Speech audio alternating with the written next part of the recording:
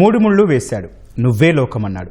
కానీ పెళ్ళయ్యాక లావుగా మారిందంటూ చంపాలనే నిర్ణయానికి వచ్చాడు. ఆ తర్వాత యూట్యూబ్, గూగుల్లో సెర్చ్ చేసి మరీ భార్య ప్రాణాలు తీశాడు. కడప జిల్లా ప్రొద్దుటూరులో ఈ దారుణం జరిగింది. కడప జిల్లా ప్రొద్దుటూరుకు చెందిన కిరణ్ కుమార్ 8 ఏళ్ల క్రితం ముద్దనూరు మండలానికి చెందిన పద్మజను పెళ్లి చేసుకున్నాడు. ఇల్లరికం అల్లుడిగా వెళ్లాడు. వీరి బంధానికి గుర్తుగా ఓ అమ్మాయి పుట్టింది. కొన్నేళ్ల పాటు హైదరాబాద్లో సాఫ్ట్వేర్ ఇంజనీర్గా పనిచేశాడు. కరోనా తర్వాత అత్తగారింటి నుంచే వర్క్ ఫ్రం హోమ్ చేస్తున్నాడు. ఏడాది కిందటి వరకు కాపురం బాగానే సాగినా మరో మహిళతో ఏర్పడ్డ వివాహేతర బంధం కిరణ్ మనసు మార్చింది. అప్పటికే భార్య లావుగా మారడంతో ఆమెపై ఇష్టం తగ్గిపోయింది. ఎలాగైనా వదిలించుకోవాలని అనుకున్నాడు. ఎలా చంపితే తనపైకి రాకుండా ఉంటుందా అని ఆలోచించాడు. ప్లాన్ కోసం యూట్యూబ్, గూగుల్లో సెర్చ్ చేశాడు. అక్కడ దొరికిన సమాచారంతో భార్య హత్యకు ప్లాన్ చేశాడు. తల్లిదండ్రులను చూసి వద్దామంటూ ప్రొద్దుటూరికి తీసుకెళ్లి ప్లాన్ అమలు చేశాడు.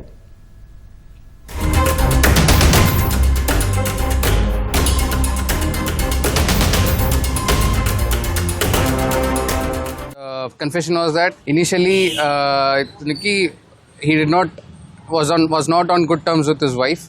The main motive being that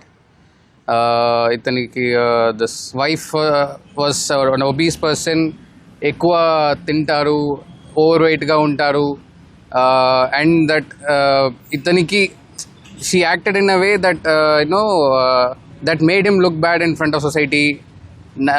night TV వచ్చేసి బయట రావడం, the way she talks in front of all these, ఇదే నా మోటివ్, నాకు ఇష్టం లేదు అని చెప్పాడు.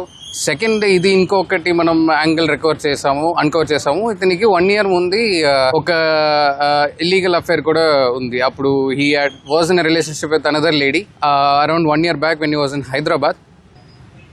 He decided to kill his wife.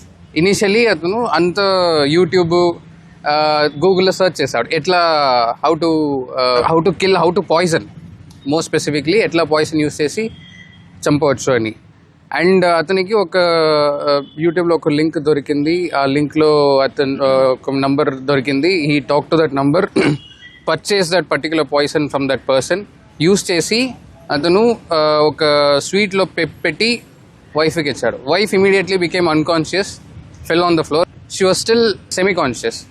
అప్పుడు ఇతనికి డౌట్ వచ్చి ఒక పిల్లో ఆమె మీద పెట్టి ఆన్ ద హెడ్, ఇతను he was kneeling on that lady for quite some time. అది తర్వాత he acted as if nothing happened. నిందితుడికి పాయిజన్ అమ్మిన వ్యక్తి పరారీలో ఉన్నట్లు పోలీసులు తెలిపారు. అతడి కోసం గాలిస్తున్నట్లు వెల్లడించారు.